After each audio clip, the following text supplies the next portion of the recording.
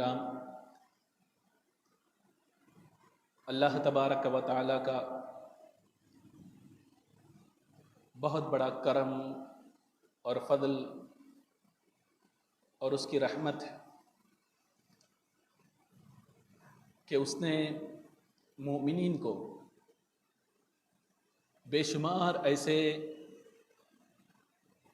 مواقع عنایت فرمائے،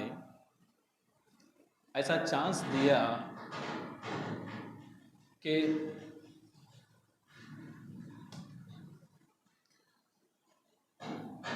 جس کی وجہ سے اس موقع سے فائدہ اٹھا کر بندہ رب تبارک و تعالیٰ کا قرب حاصل کر سکتا ہے اور رب کی رضا کے لیے کام کر سکتا ہے، بے شمار نیکیاں اپنے نام اعمال میں اکٹھا کر سکتا ہے اور جہنم سے آزادی کا پروانہ حاصل کر سکتا ہے اور جنت میں جانے کا اسے موقع میسر آ سکتا ہے۔ الغرض دنیا اور آخرت کی کامیابی کا بہترین موقع اسے مل سکتا ہے اگر وہ اللہ نے جو موقع اسے دیا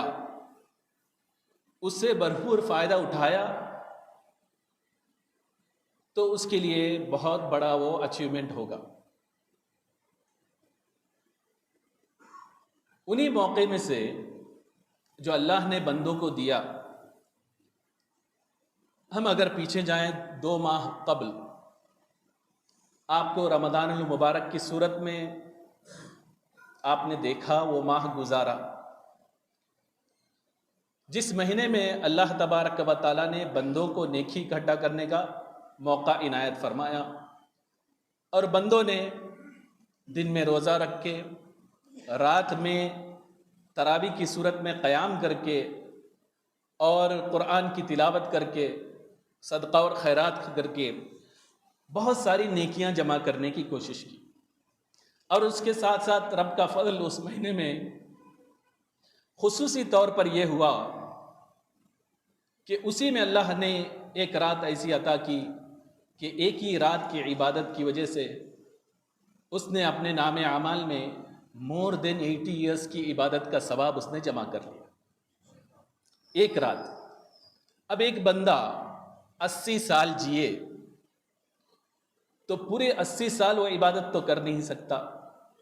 تقریباً 15 سال میچور ہونے میں لگے، پھر کچھ سال جو ہے غفلت میں گزار دیے، کچھ سال سونے میں گزار دیے، کچھ سال کمانے میں گزار دیے۔ الغرض پورا وہ موقع 80 سال کا وہ عبادت میں نہیں گزار سکتا تھا،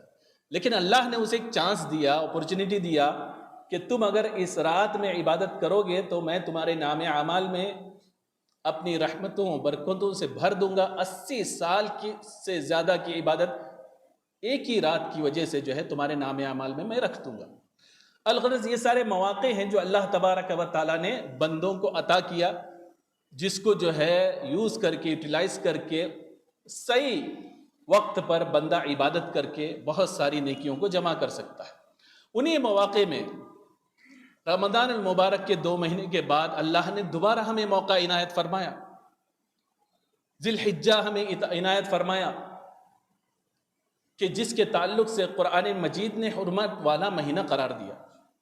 رب تبارک و تعالیٰ قرآن مجید میں ارشاد فرماتا ہے ان عدت الشہور عند اللہ 12 شہرا یوم خلق السماوات والارض منها 4 حرم، کہ اللہ تبارک و تعالیٰ نے مفہوم ترجمہ کہ زمین و آسمان کو جو پیدا فرمایا اس میں جو ہے دنیا میں 12 مہینے اس نے رکھے، منها 4 حرم، ان 12 مہینوں میں 4 مہینے کے تعلق سے اللہ فرماتا ہے حرم، یہ حرمت والے عظمت والے مہینے ہیں۔ رسول اکرم صلی اللہ علیہ وسلم ارشاد فرماتے ہیں، مفہوم حدیث ہے، ان 4 مہینوں میں ایک جو ہے ذی القعدہ ہے، دوسرا ذی الحجہ ہے اور تیسرا جو ہے وہ محرم ہے، چوتھا رجب ہے۔ تو 4 حرمت والے مہینے جسے قرآن نے قرار دیا ان میں سے ایک مہینہ ذی الحجہ کا مہینہ ہے۔ اب یہ حرمت والا، عظمت والا مہینہ اسلام سے قبل بھی زمانے جاہلیت میں بھی لوگ اس کی قدر کیا کرتے تھے، یہاں تک کہ جو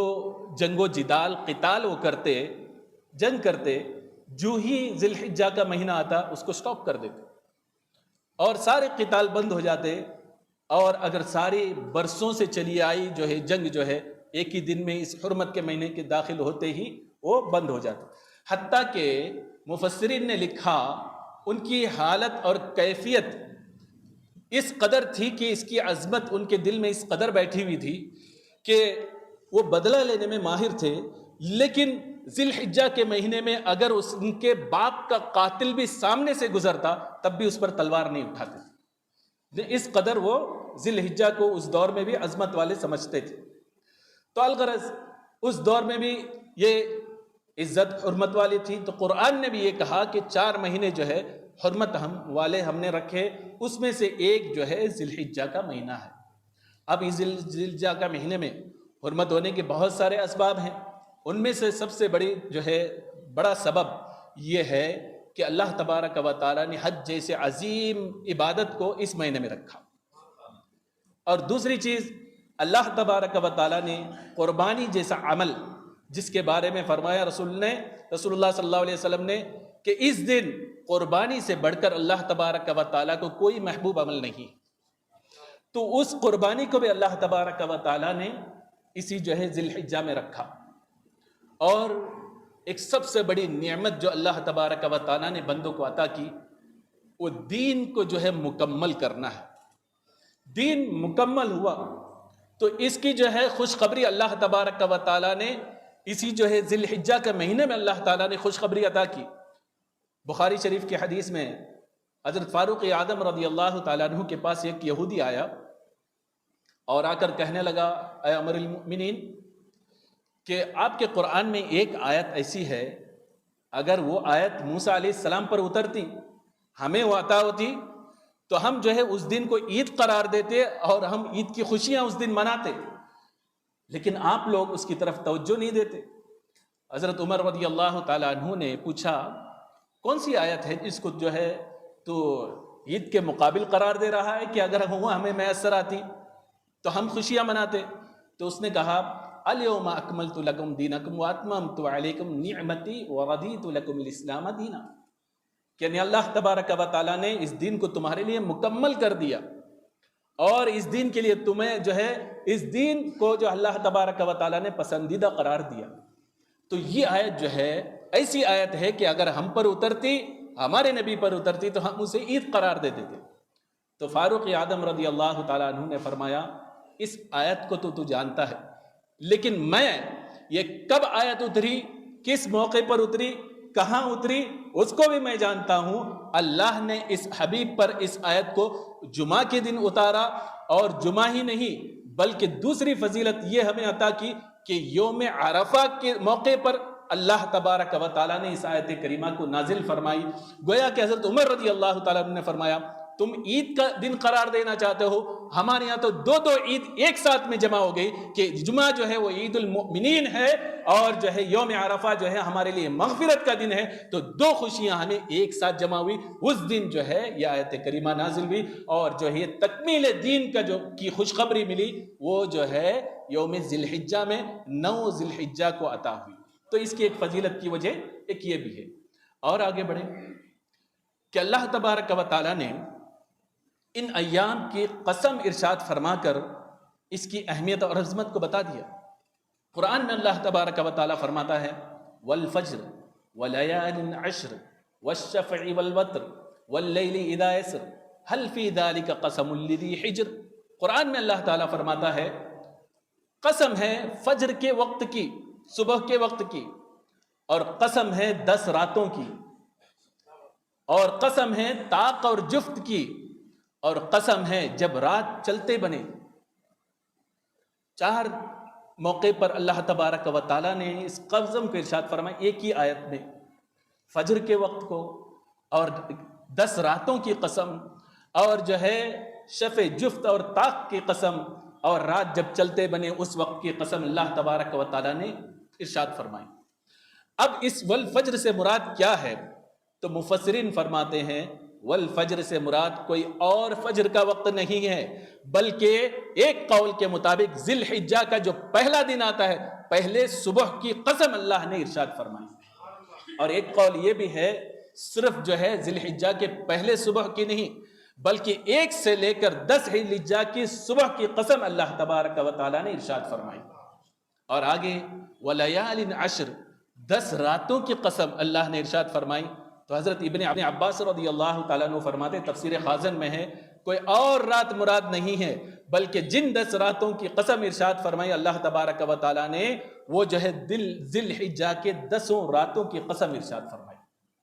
انہی راتوں سے ہم ابھی گزر رہے ہیں۔ اور پھر والشفع والوتر، یہ شفع کیا ہے؟ تو اس کے تعلق سے سرکار خود ارشاد فرماتے ہیں تفسیر در المنثور میں، امام سیوطی رضی اللہ تعالیٰ عنہ حدیث نقل فرماتے، آپ فرماتے ہیں سرکار نے فرمایا شفع سے مراد عید کے دن کی قسم اللہ نے ارشاد فرمائی، وتر سے مراد اللہ تبارک و تعالیٰ نے جو ہے 9 ذی الحجہ یوم عرفہ کی قسم ارشاد فرمائی۔ اور رات جب چلتے بنے اس کی قسم، اس سے مراد کیا ہے؟ تو مفسرین لکھتے ہیں رات جب چلتے بنے مطلب یہ کہ صبح کا وقت قریب ہے، تہجد کی قسم اللہ نے ارشاد فرمائی۔ یعنی فجر کی بھی قسم، 10 راتوں کی بھی قسم، اور جو ہے عید کے دن کی بھی قسم، اور 9 ذی الحجہ یوم عرفہ کی بھی قسم، تہجد کی بھی قسم، گویا کہ 5 قسم ایک ساتھ ارشاد فرما کر رب تبارک و تعالی ارشاد فرماتا ہے والقسم الذی، فرمایا واللیل اذا یسر هل فی ذلک قسم الذی حجر، یعنی جو میں نے یہ جو قسم کھائی ہے اس کی جو ہے عجائب اور غرائب کوئی سمجھنے والی ذات ہے تو وہ عقل والے ہیں۔ تو اللہ تبارک و تعالی نے قسم کھا کر ذی الحجہ کے 10 رات کی قسم ارشاد فرمائی، اس کی صبح کی قسم ارشاد فرمائی، 9 ذی الحجہ کی قسم ارشاد فرمائی، عید کے دن کی قسم ارشاد فرمائی۔ تو آپ خود سوچیں جب اللہ ان دنوں کی قسم ارشاد فرماتا ہے تو اس کی عظمت اور فضیلت کا عالم کیا ہوگا۔ ہم اور آپ قسم کھاتے ہیں کہ آپ کو کسی سے اپنی بات کو منوانا ہے، تو آپ بات سیدھی سی آپ سمپل سینٹنس میں بولیں گے، ہو سکتا ہے کہ وہ بات نہیں مانے سامنے والا، تو آپ کیا کرتے ہیں اپنی بات میں وزن پیدا کرنے کے لیے، سامنے والے سے منوانے کے لیے آپ اپنی بات میں قسم کہہ کے کہتے ہیں قسم واللہ میں نے ایسے کیا ہے۔ تو کیا ہوتا ہے سامنے والے پر ایک دباؤ پڑتا ہے، سامنے والا یہ سوچتا ہے کہ اس نے قسم کہہ کے کہا ہے تو اس کی بات مان لینی چاہیے، قسم کہنے کے بعد جو ہے یہ ادھر ادھر ہمیں گھما نہیں سکتا۔ تو ہم اپنی بات پر وزن پیدا کرنے کے لیے، سامنے والے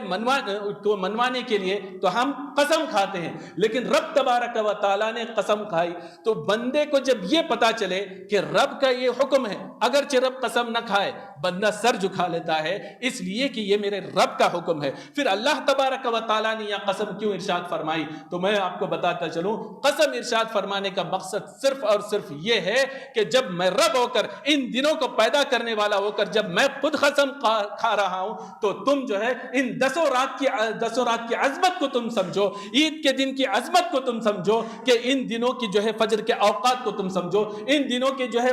تہجد کے اوقات کو سمجھو، کہ جب میں قسم کھا رہا ہوں تو اس کی عظمت اور فضیلت کا عالم کیا ہوگا۔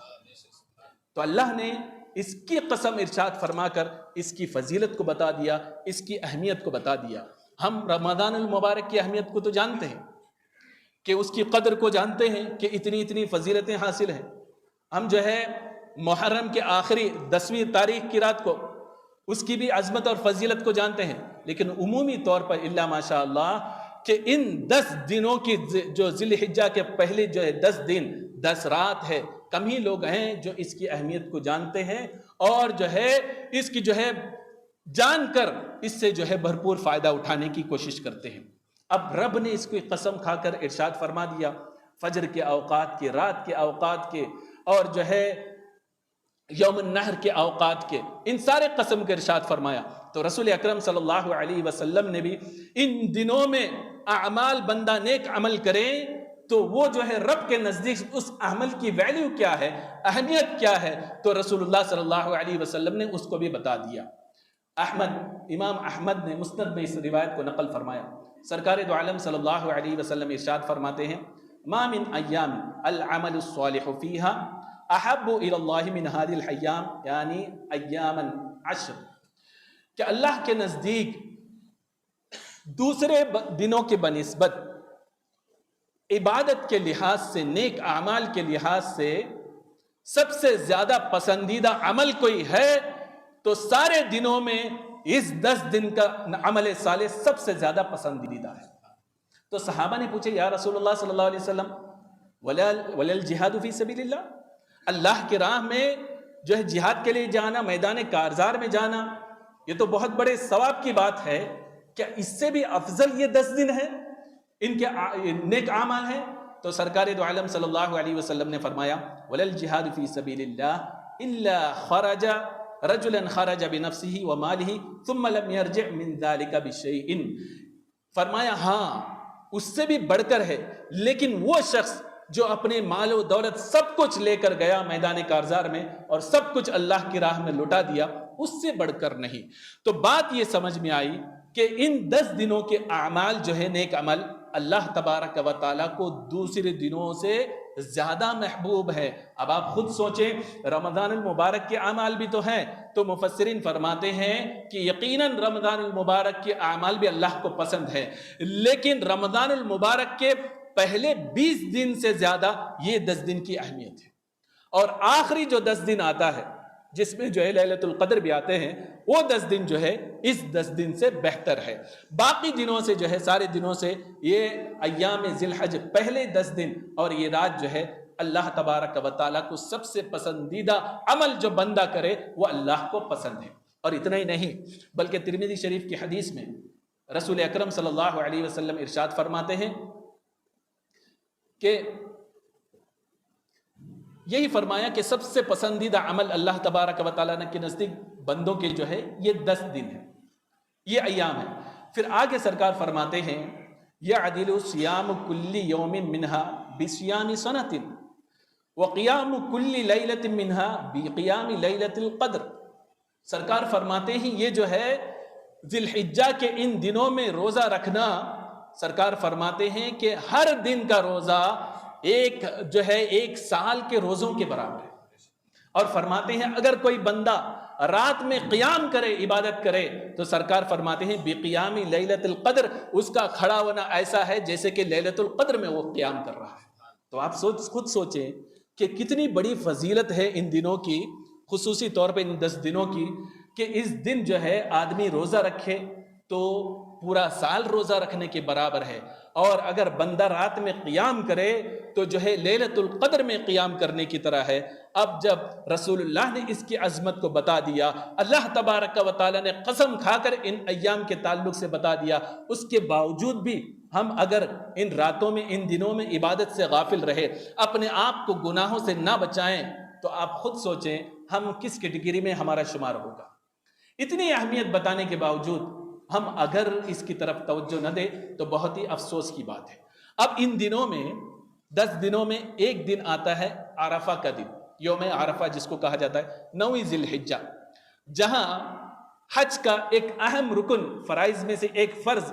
بندے ادا کرتے ہیں حج کے ایام میں۔ اس کی بہت بڑی فضیلت آئی، جب بندے وہاں جمع ہوتے ہیں تو اللہ تبارک و تعالی ان سب کی مغفرت فرماتا ہے۔ رسول اکرم صلی اللہ علیہ وسلم ارشاد فرماتے ہیں بندے سارے جمع ہوتے ہیں تو اللہ تبارک و تعالیٰ فرشتوں پر فخر فرماتا ہے، ان بندوں پر، اور فرماتے ہیں کہ یہ لوگ کس لیے آئے؟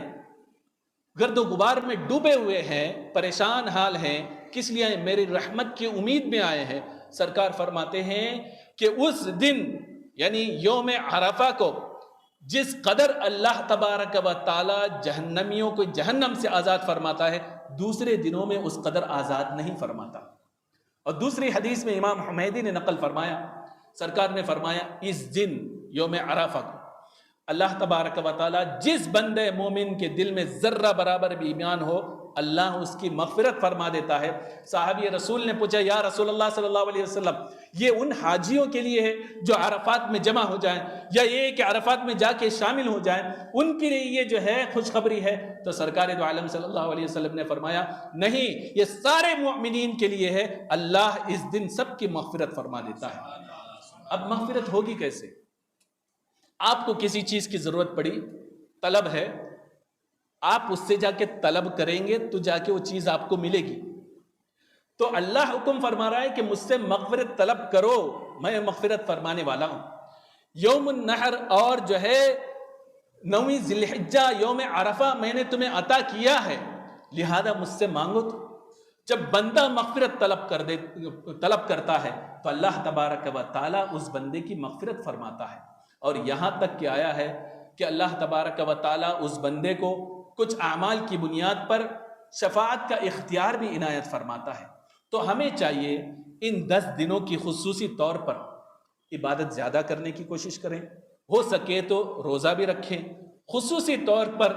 9 ذی الحجہ کو، اس لیے کہ 10 کو جو ہے عید ہے، عید کے دن جو ہے روزہ رکھنا جائز نہیں ہے، اور پھر اس کے بعد والے 3 دن بھی جائز نہیں ہے، لیکن 9 ذی الحجہ تک، یا یہ کہ 8ویں یا 9 کو رکھیں یا 9 کو رکھیں۔ مسلم شریف، بخاری شریف کی حدیث میں رسول اکرم صلی اللہ علیہ وسلم نے ارشاد فرمایا جو یوم عرفہ کا روزہ رکھتا ہے، اللہ تبارک و تعالی اس کے پچھلے 1 سال اور آنے والے آئندہ 1 سال کے گناہوں کا اللہ تعالیٰ اس کو کفارہ بنا دیتا ہے۔ اب ایک روزہ رکھنے کی بنیاد پر اللہ تعالیٰ 2 سال کے صغیرہ گناہوں کو معاف فرما دیتا ہے، جبکہ عام دنوں میں روزہ رکھنے کے تعلق سے یہ آتا ہے، سرکار نے فرمایا، مفہوم حدیث ہے کہ جب بندہ اللہ کی رضا کے لیے ایک روزہ رکھتا ہے تو اللہ تبارک و تعالیٰ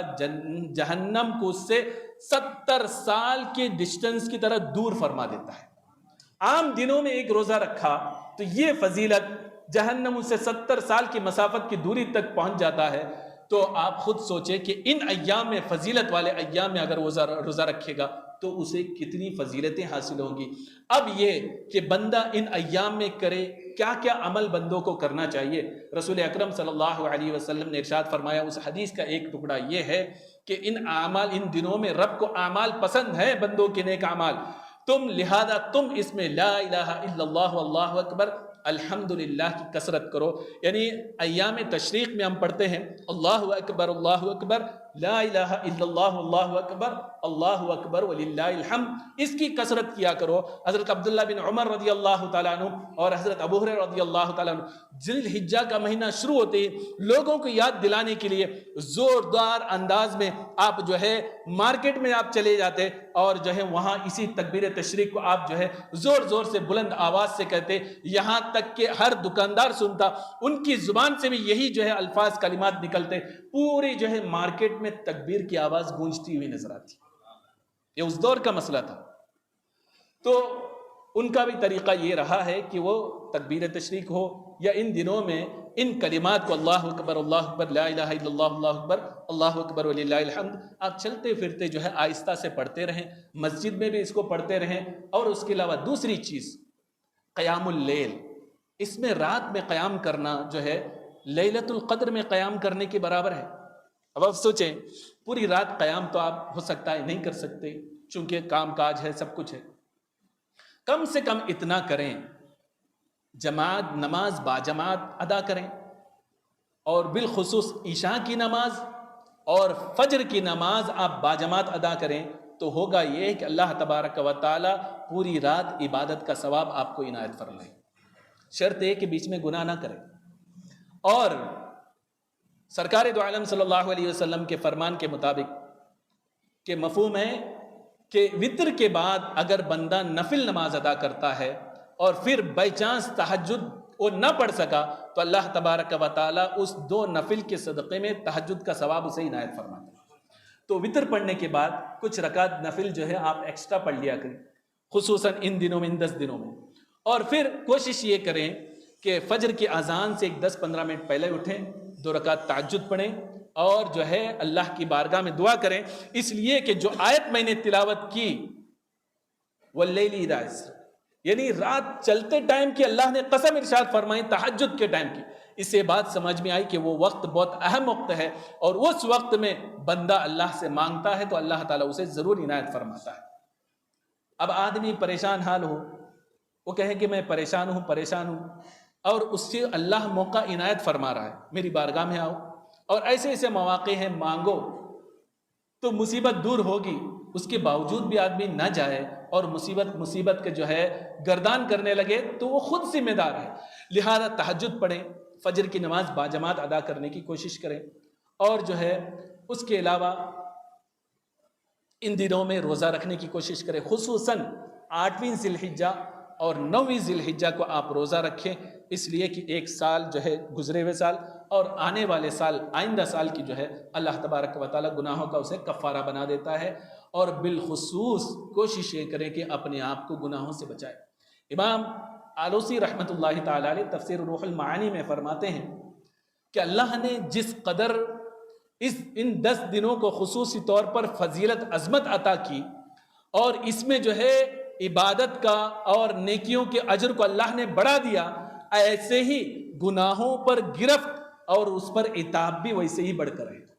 جہاں ثواب ہے وہیں ویسے ہی جو ہے گناہ کرنے پر عتاب اور سزا بھی ویسے ہی بڑھ کر ہے۔ لہذا گناہوں سے اپنے آپ کو بچانے کی کوشش کریں، اور ان 10 دنوں میں خصوصی طور پر عبادت میں اپنے آپ کو لگائیں، 5 وقتہ نماز جو ہے باجماعت ادا کریں، اور جو ہے خصوصاً عشاء کی نماز اور جو ہے فجر کی نماز باجماعت ادا کرنے کی کوشش کریں۔ اللہ تبارک و تعالیٰ سے دعا ہے کہ اللہ تبارک و تعالیٰ ہم سب کو توفیق عطا فرمائے۔ استغفر